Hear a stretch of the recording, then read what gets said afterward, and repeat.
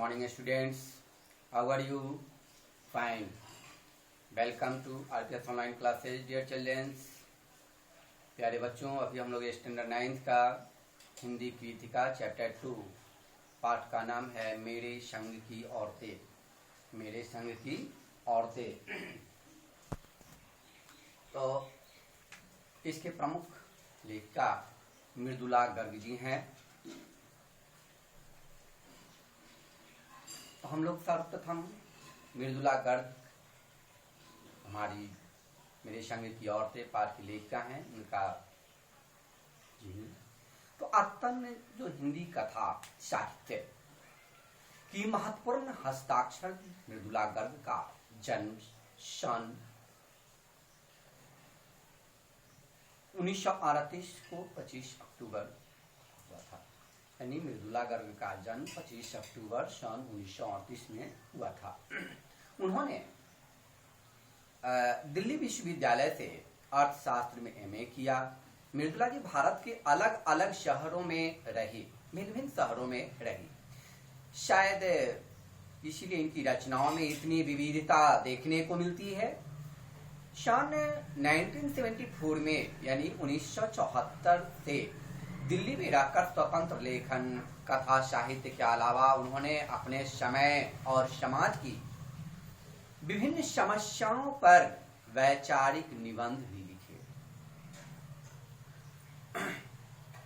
मृदुला जी ने संवेदना और शिल्प दोनों स्तरों पर गद्य लेखन की प्रचलित परिपाटी को तोड़ा है। प्रस्तुत संस्मरण में लेखिका ने अपने सगे संबंधियों, रिश्तेदारों के जीने का तरीका एवं उनकी कार्य शैली का चित्रण किया है। लेखिका ने रचना में शब्दों का चयन बड़ी ही खूबसूरती और परिपक्वता से किया है। मृदुला गर्ग जी की जो साहित्यिक कृतियां हैं वो निम्नलिखित है प्यारे बच्चों। उसके हिस्से की धूप, अनित, चितकोबरा, कंठगुलाब जो उपन्यास है, संगति विसंगति, 2 खंडों में संपूर्ण कहानियां है, रंग ढंग, चुपते नहीं, सवाल, निबंध संग्रह है आदि उन्होंने लिखा है। अब जो मेरे संग की औरत, प्यारे बच्चों, प्रस्तुत पाठ के माध्यम से हिंदी की सुपरिचित कथा लेखिका मृदुला गर्ग ने अपने पारिवारिक संबंधियों के जीवन और उनकी रोजमर्रा की जिंदगी का वर्णन करते हुए जीवन की तमाम विशिष्ट घटनाओं का वो जन सामान्य के अनुभव क्षेत्र की बहुत वस्तु बनाकर प्रस्तुत किया है। क्या बनाकर प्रस्तुत किया है? तो वस्तु बना करके। अब इस पाठ के जो मुख्य भाग अनुसार मृत्यु को निकट जाकर वह लेखिका की मां की शादी को सोचकर मुंहजोड़ हो उठी और वह अपने गति के मित्र स्वतंत्रता सेनानी प्यारेलाल शर्मा से मिलकर कहा कि उनकी बेटी का वर्ष वे स्वयं तय करें जो आजादी का सिपाही हों। प्रस्तुत कथा में महिला और नारी के जीवन के इर्द गिर्द घूमती हुई एक केंद्रीय संवेदना है जो आज की नारी की प्रगतिशील और आज से पहले की स्त्री समाज की पारंपरिकता का सम्मिश्रित रूप प्रस्तुत करती है। अब इससे लेखिका को उनके आजादी के जुनून यानी वास्तविकता और आजाद ख्याली का पता चलता है। वे अपनी जिंदगी अपने ढंग से जीती रही। इस तरह अलग अलग संबंधियों के चरित्र एवं कार्यशैली की व्याख्या की गई है। इसमें उन्होंने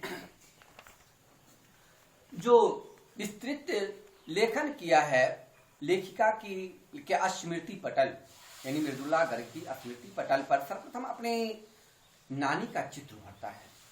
किसका चित्र भरता है? तो नानी का। वे कम पढ़ी लिखी प्रदानशील औरत थी। उन्होंने अपने पति अर्थात हमारे नाना जी से भी जो विलायत में पढ़े लिखे थे कभी मुंह खोल करके बातचीत नहीं की थी, लेकिन मरते समय उन्हें अपनी इकलौती बेटी अर्थात मेरी माँ की शादी की इतनी चिंता हुई कि वे सब लिहाज छोड़कर हमारे नाना के मित्र प्यारे लाल शर्मा से बातचीत करने की इच्छा जाहिर करने लगी और नानी ने शर्मा जी को कहा कि उनकी बेटी का वर वे स्वयं तय करे जो आजादी का सिपाही हो। इससे लेखिका को उनके आजादी के जुनून और आजाद ख्याली का पता चला। वे अपनी जिंदगी अपने ढंग से जीती रहीं और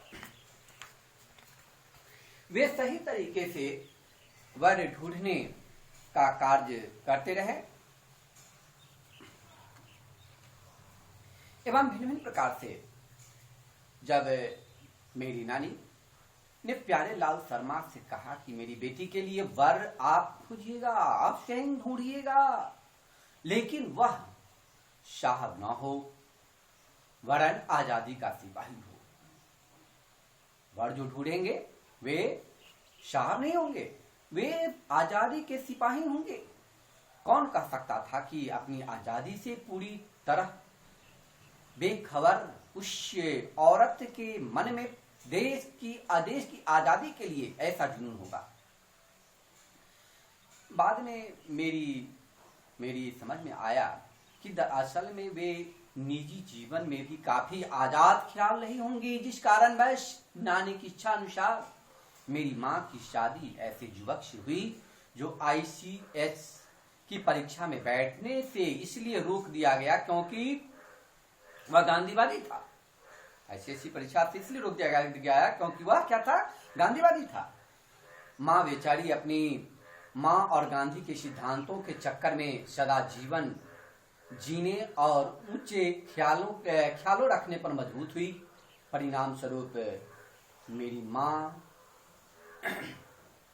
को भी खादी भी भारी भरकम साड़ी पहनने का अभ्यास करना पड़ा।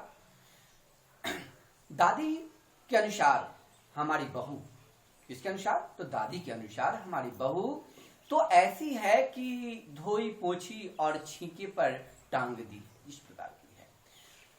तो ये प्रस्तुत अवतरण में लेखिका ने अपनी माँ के महत्व का चित्रण किया है। प्रस्तुत अवतरण में लेखिका किसका वर्णन किया है, चित्रण किया है, तो माँ का किया है। माँ के महत्व का चित्रण किया है कि वे शरीर से कमजोर और दुबली पतली जरूर है, परंतु खूबसूरत और ठोस निर्णय लेने वाली महिला थी। क्योंकि वे अंग्रेजों के शक्ल सूरत वाले साहब बाप की बेटी थी और ऐसे साहब ने अपनी बेटी की शादी आजादी की लड़ाई लड़ने वाले खाली जेब परंतु शोहरत वाले लड़के से कर दी थी। नानी की सनक भरी आखिरी ख्वाहिश और नाना की रजामंदी वे रोमांचित उपकथाएं थी जो कहानी के तिलिस्म को और आर्थिक रोचक बना चुकी थी। तो प्यारे बच्चों, इस HW में आप 2 क्वेश्चंस लिखेंगे। पहला क्वेश्चन, लेखिका ने अपनी नानी को कभी देखा भी नहीं, फिर भी उनके व्यक्तित्व से वे क्यों प्रभावित थी। क्वेश्चन नंबर 1 रहा। क्वेश्चन नंबर 2, लेखिका की नानी की आजादी के आंदोलन में किस प्रकार की भागीदारी रही। दोनों प्रश्नों का उत्तर आप फेयर की कॉपी में लिखेंगे और लिखकर जो संध्या 7 से 8 जो आप प्रश्नोत्तर लिखकर स्नैप करते हैं उसमें आप होमवर्क के तौर पे इसको भेज देंगे। थैंक्स प्यारे बच्चों।